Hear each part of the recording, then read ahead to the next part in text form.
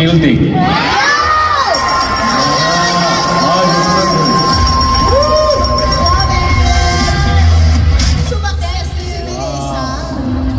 Thank you so much. O diba?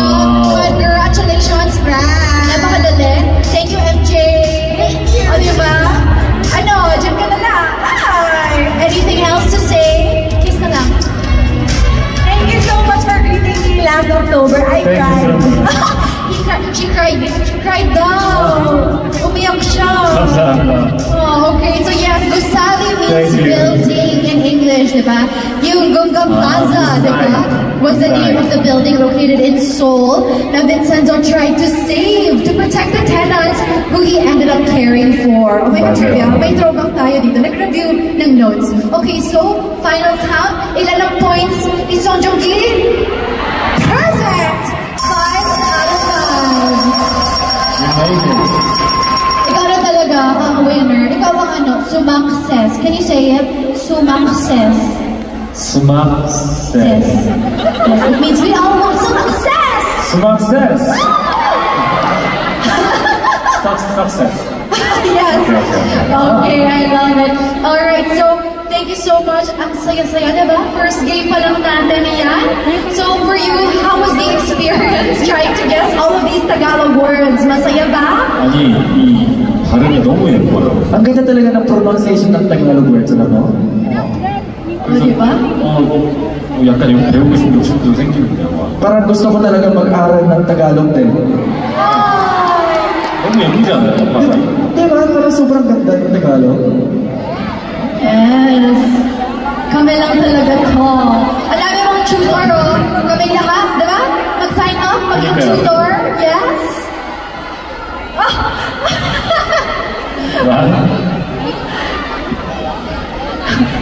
You're, ano, pretty. Diba? Okay, well, I love that. Siyempre, again, this was all, you know, yung theme ng Vincenzo. Pero aside from that, we also saw you in so many other series, diba? For example, ano ba, ang dami mo nang na-play na roles eh. So we've seen him play, diba? Yung North Korean who struggles to obtain refugee status in My Name Is Look Yuan. And meron din yung epic fantasy drama. I'm giving you like a throwback here. Diba? Asdal Chronicles, diba? Where he plays the Igutu twins, Unsum and Saya. And meron din, syempre, he was the lead star in Reborn Rich, the second most watched K-drama in Korean cable history, in which he played the youngest son of a powerful conglomerate. So congratulations on that. Napakagaling, diba? O diba? At patuloy pa yan, syempre. Marami pa tayong aabangan from him. Pero ikaw, Joong-ki, I wanna ask, ano pa ba yung ibang dream roles mo na gusto mong mag-play in the future? 우와. 예, 정말 아직도 많이 하고 싶은 캐릭터들이 많지만 아까도 잠깐 얘기했었는데 어렸을 때부터 약간 이 판타지에 나오는 뱀파이어 캐릭터를 한번 해보고 싶습니다. Siyempre marami akong mga genres na gusto ko mag-explore. Pero since I was younger pa, gusto ko mag-try ng, you know, vampire sa fantasy. Oh! Vampire pala? 뱀파이어인데 I know! 굉장히 아시아적인 색깔이 결합된 특이한 뱀파이어라고 해보고 싶어요. Pero siyempre dapat one of a kind yung vampire. Yung vampire na may Asian color din. Diba? Nako, may... sikat yun dito ngayon, diba? Trending ngayon eh, diba?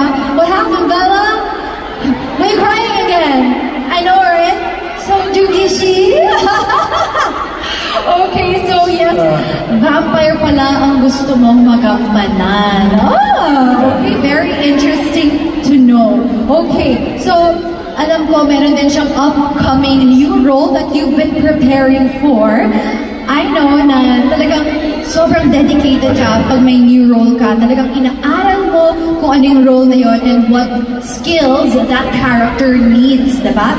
So, for this upcoming new show, it's actually for your next big drama series called My Youth. You actually learned how to do floral arrangements. Is that right? Flower arrangements! Sino mahilig sa flowers?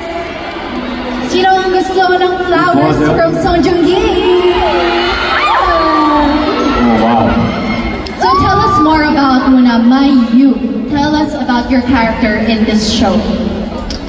네, 얼마 전에 이제 촬영을 마친 마이유스라는 드라마를 이제 올 여름에 여러분들께 인사를 드릴 수 있을 것 같은데요. 말씀해주신 것처럼 플로리스트 역할을 맡았고, 그래서 굉장히 열심히 살아가는 플로리스트가 어렸을 때 좋아했던 여성을 다시 만나면서 추억을 다시 되새기면은 되게 아름다운 사랑 이야기인데요. 말씀해주셨듯이 거기서 플로리스트 역할을 맡았습니다. 기대해 주십시오. Recently lang nag-finish yung shooting sa this year. Sa summer, mag-release ng itong drama na to. Kaya abangan niyo po ang drama na to. And yung character ko doon ay florist. Alright? So, the story is about two male and females. Talagang naka-in-love sila. And then, nung nasa adult life na po sila, they will fall in love with each other. And yung character ko doon ay florist. Kaya abangan niyo po ang aking drama, Mayu. I'm so excited for that, no? Parang nakaka-curious na talaga siya right now. I personally love flowers. I think lahat dito mahilig sa flowers, diba? It really brightens up your mood. And ang galing mo doon, I'd have to commend you on learning something new. There really is, joy in learning new things. And with that said, why won't we put your new skills to the test for, game number 2, if you may? This is called Ready, Set, Blue. Okay.